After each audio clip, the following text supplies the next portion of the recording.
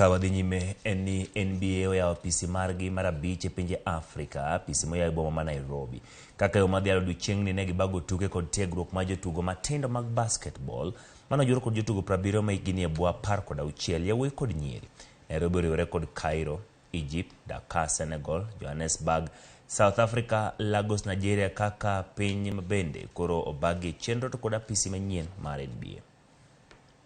We're able to give them opportunities to maybe expose them to additional, opportunities to become better at a younger age. We want to see Kenya starting to file youth teams to go and play on the continental stage, U16, U18, both for boys and girls.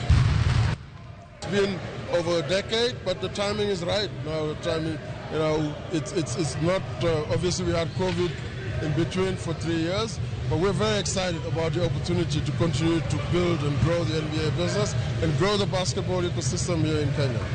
We are going to provide all that you need to ensure that this agenda takes off. You are most welcome in Kenya. And from the meetings we've had this morning, they have